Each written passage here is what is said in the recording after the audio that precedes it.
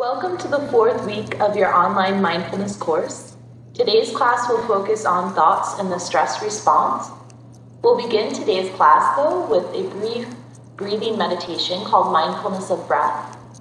If the breath doesn't feel right for you, you can choose to focus on an area or part of the body where you can focus your attention, and that feels comfortable for you for this meditation. I invite you to find a comfortable position, a position that you can maintain for the next few minutes. It's important to find a posture that doesn't require too much effort to hold, but also supports you and keeps you alert.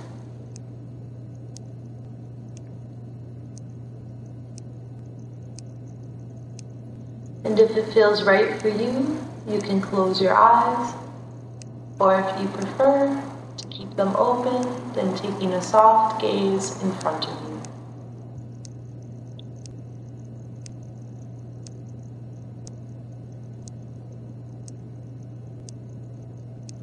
And now taking a moment to check in with your body,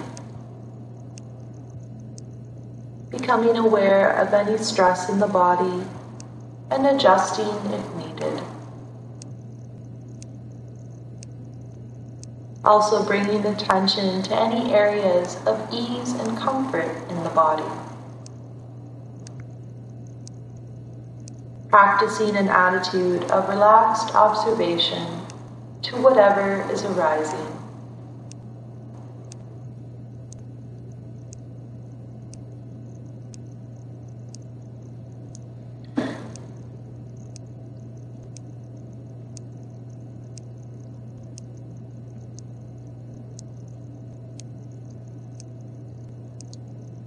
And now bringing your attention to your breath.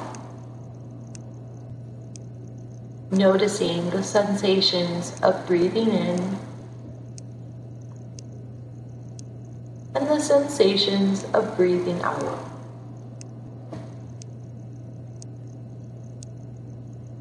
Feeling the belly expand with each in-breath and then contract with each out-breath. Following these sensations of breathing.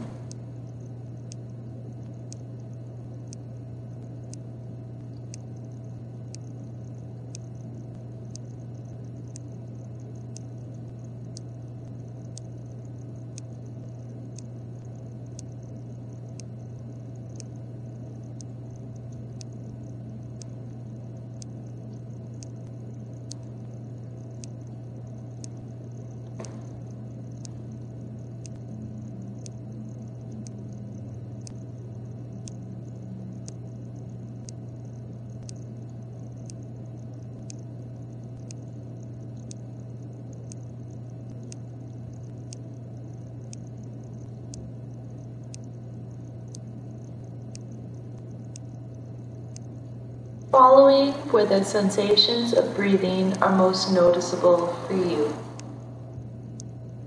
Perhaps as a warmth or coolness at the nostrils, the rising and falling of the chest,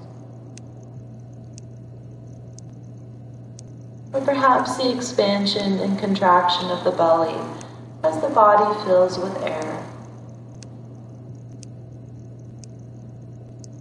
Or attending to the full body sway and rocking motion with each in-breath and with each out-breath.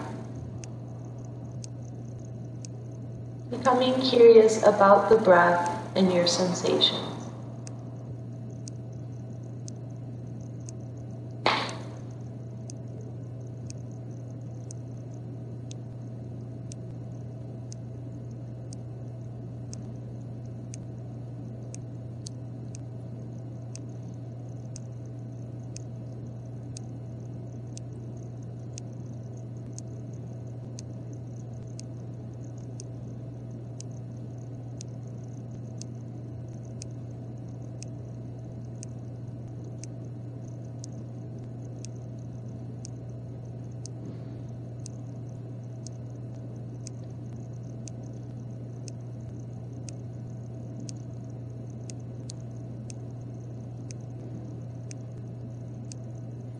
And if your mind has wandered away, this is okay. This is what the mind does. Observe the thoughts and then gently guide your attention back to the focus of your breathing.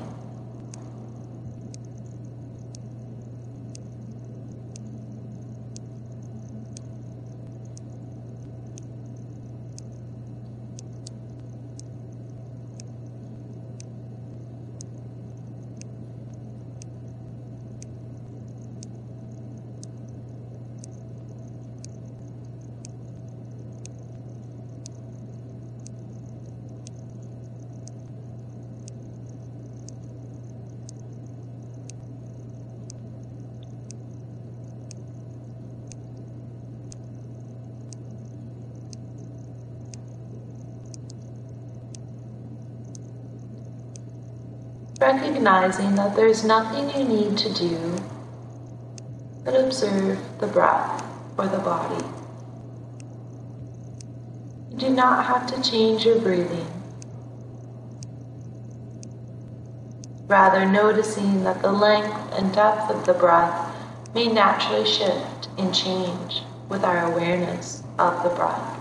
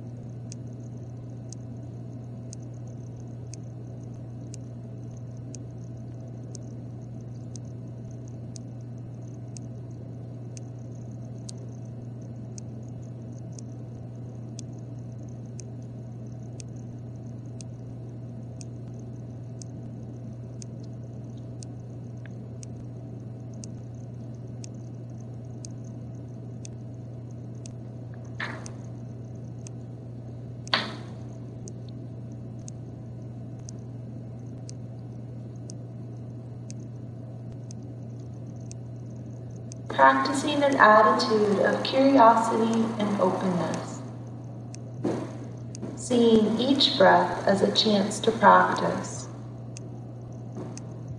as a transition into this moment, as a moment of care and attention.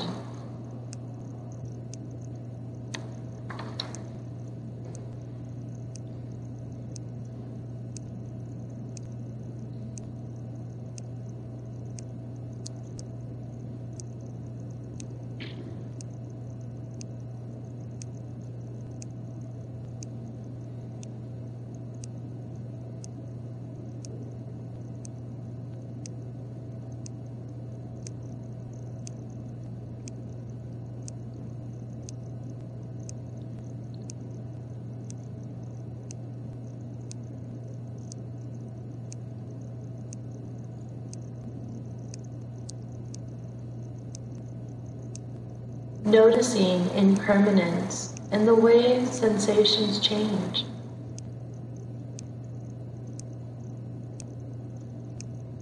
As you breathe in and as you breathe out, noticing the way the sensations at the nostrils, chest, abdomen, and body shift with the breath.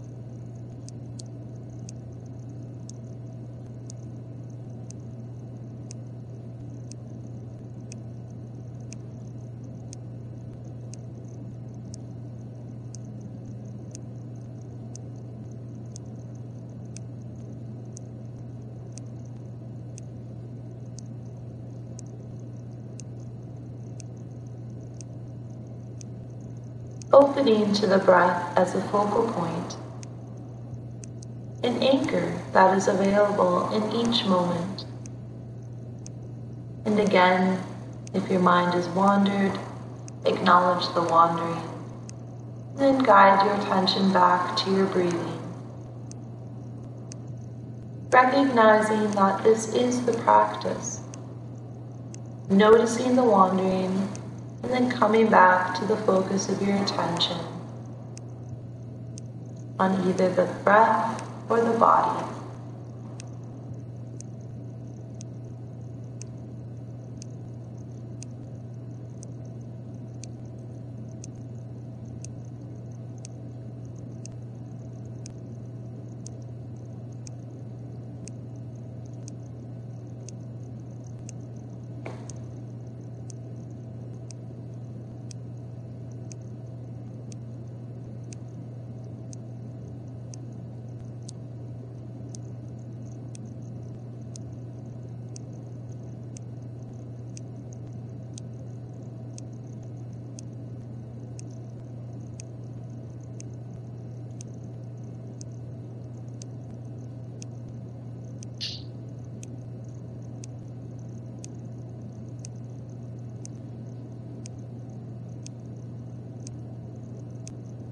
Using the breath as a way to connect to the present moment.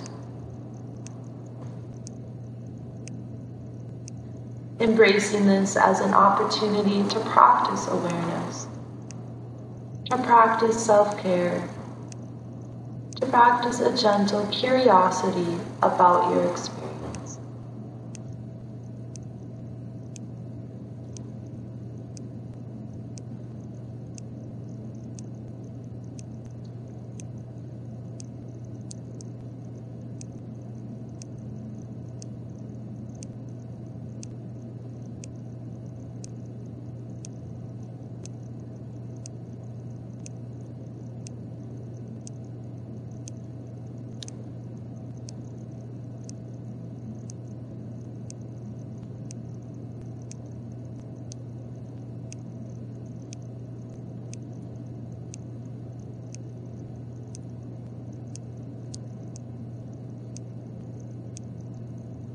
And when you feel ready, letting go of this meditation and slowly opening your eyes and adjusting to your needs. So before I begin reviewing your home practice for this week, I'd like to spend just a few moments reflecting on the meditation that we just did, the mindfulness of breath meditation. So to spend a few moments to check in, to reflect on what that experience was like for you. So again, please feel free to write your reflections down in your notebook or journal, or to sit quietly and reflect to yourself. What did you notice from that meditation?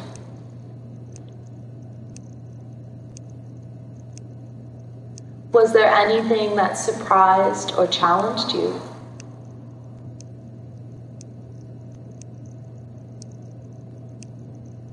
What was it like to pay attention to your breathing?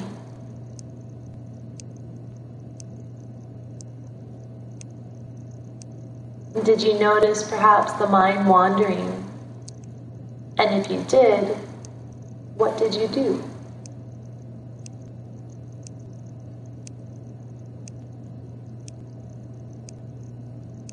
And what did you notice about your sensations?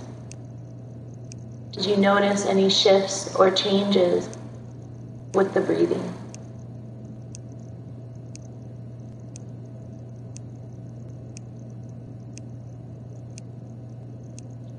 Now transitioning into your home practice reflection, I'll begin by asking, what did you practice?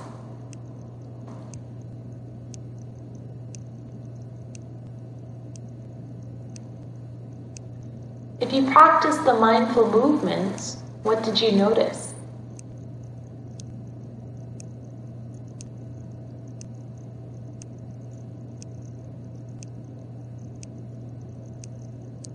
What have you been noticing during the body scan?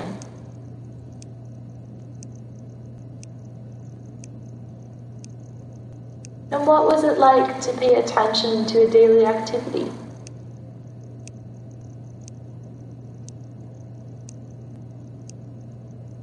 And last week, I also introduced the 3-minute breathing meditation. Did you practice this meditation during the week? And if so, what did you notice? What was that like?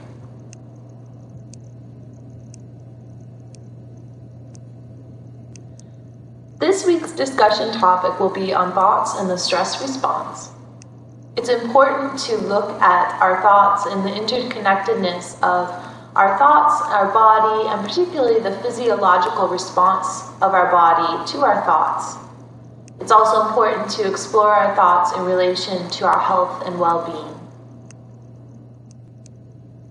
So our nervous system has 2 pathways that essentially help the body to activate and to deactivate throughout the day. So one pathway is what we call the sympathetic system. So the sympathetic system is like when we hit the gas on the car, so it amps us up. So our heart rate will increase, our blood pressure will increase, our blood vessels in the body dilate. It essentially helps us to get moving, to act.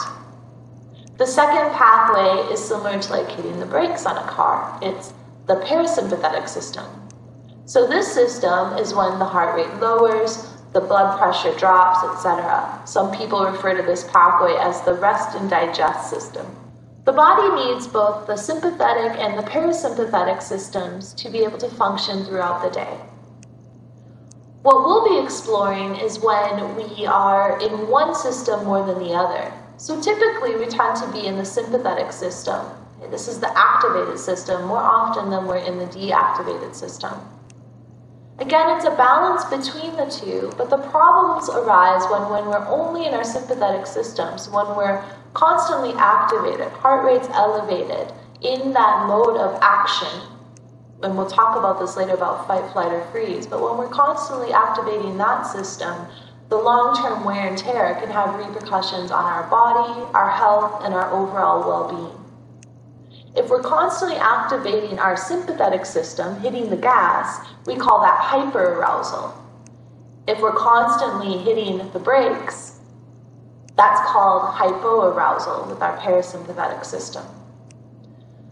Throughout our day, the course of a day, again, we activate both and deactivate. They happen in balance and work together. But we also have to pay attention to moments when we move into more of that hyperactivation or hypoactivation, because extended periods of time in either one can impact our stress tolerance, it impacts our immunity, it impacts our ability to recover if we are stressed. It can also impact perhaps the intensity of our pain. So it's important to recognize when we're feeling activated, deactivated, and also the role that our thoughts may play in how our system activates or deactivates. Our sympathetic and parasympathetic system are also impacted by our stress appraisal, so the way that we interpret the various stressors in our life.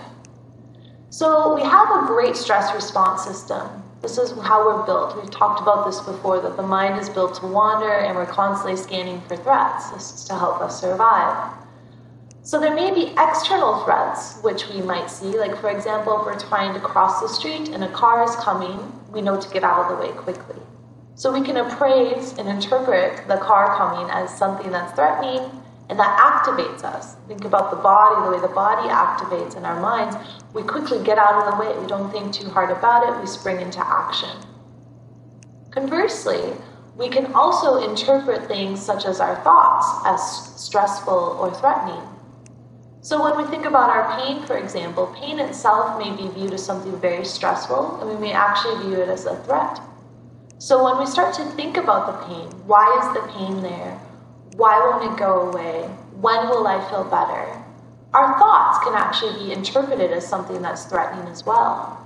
So in addition to those external stressors we might have, we also may have these internal stressors. And sometimes even our emotions can become internally stressful for us. And so at the same rate, as much as our bodies will activate for those external stressors, our bodies will also activate for those internal stressors as well. So this is where, as we start to pay attention to our thoughts and the interconnectedness with the body, we may see how various thoughts that we have may actually be activating our bodies. And when we're paying attention to that, we may notice the impact that has perhaps on our pain, on our stress levels. So we're looking at not just what thoughts are we having, but what impact do the thoughts have on my body, on my pain, and on my ability to cope and be with the various stressors I have in my life. So mindfulness will play a role in this activation and deactivation by actually offering us a chance to stop and pause and to reset. Being mindful and practicing, maybe taking that breath, noticing the feet, or however we're connecting to this moment and grounding ourselves actually offers us a physiological reset and pause in that moment. So there's two ways that mindfulness may help us have a better relationship to our thoughts and to develop our awareness with our thoughts. First, mindfulness will help us to pay attention to what thoughts we're having.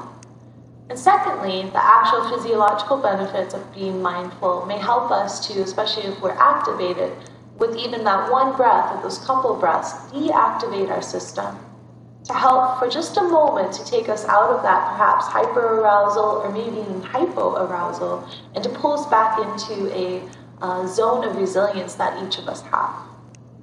So mindfulness is something that can help us to become aware, but it can also has those physiological benefits. So even that one breath pause that you may be practicing or integrating into your everyday life right now is an opportunity to give your physiology a rest, as well as to take a moment and to just stop and notice what thoughts you're having and how that impacts your pain, your body, and your stress coping response.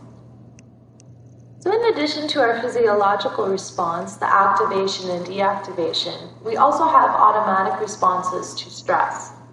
Specifically, we might have a fight, flight, or freeze response when we feel stressed or threatened. These responses are very normal and natural, and we needed them, especially if we're experiencing any major life-threatening event. So the fight response may be when we're angry and we lash out, or literally if there's moments where someone's had to fight. The flight response is when we run away from whatever's happening, the threat or the stress, we avoid. And the freeze response is when we're actually indecisive. We tend to freeze because there's so much almost overwhelm happening in that moment from the stressor or the threat that we actually can't make a decision.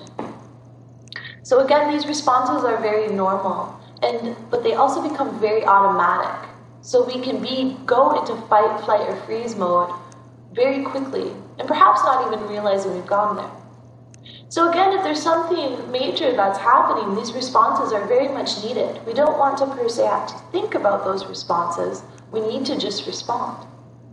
However, if we consider our everyday interactions, maybe even how we treat ourselves, how we treat others, depending on the context, it's recognizing, is this flight, fight, or freeze skillful for me right now? Does this serve me? Additionally, if these responses are very automatic, we may find that stressors that perhaps are more micro-stressors in our life are eliciting the same type of behavioral response. We may have the same type of anger or lashing out or fleeing and avoiding it as we would to a major stressor. So part of what we'll be doing for this week and your home practice is to observe our thoughts, to better understand our stress response, to see what happens when we have various thoughts, and then also in moments when we're stressed, to notice our automatic response. Where mindfulness plays a role in this is that if we notice perhaps we've gone into the fight mode, for example, we might already be feeling very angry or want to lash out. But when we're able to recognize, oh, I'm feeling a lot of anger right now, oh, I just really want to fight back, I really want to say something back, we can stop, pause, take a breath, and then make a conscious decision of what we'd like to do. So as opposed to perhaps lashing out as we might do when we're in fight mode, we might make a conscious decision to assertively say something back, depending on the context or whatever's going on. So mindfulness role in this is literally that physiological pause, but it's also that pause in our behaviors and in our stress response to first notice and then consciously decide if the response is the most skillful thing for us in that moment. If it's actually helping our health and well-being, or perhaps taking away from our health and our well-being. So in addition to observing our stress response, and perhaps the ways we act when we feel stressed, we'll also be observing our thoughts for the next week. So instead of holding on to our thoughts, getting carried away by our stories, or trying to avoid or push away our thoughts, we're going to practice a relaxed observation about our thoughts. So this will be actually to create some space between our thoughts, similar to what we talked about with the sensations last week. To observe them, be curious about them, as opposed to fighting with our thoughts or wanting our thoughts to be different. A misconception of mindfulness is that we can get rid of our thoughts, to become thoughtless. There's no such thing as a thoughtless space, but there is a space of relaxed observation.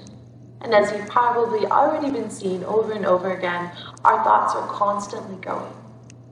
But we just learn to be able to observe them in a gentle way, as opposed to putting more energy, time, etc. into those thoughts. Or if we want to engage with our thoughts, we're at least doing that from a conscious place, not in an autopilot way.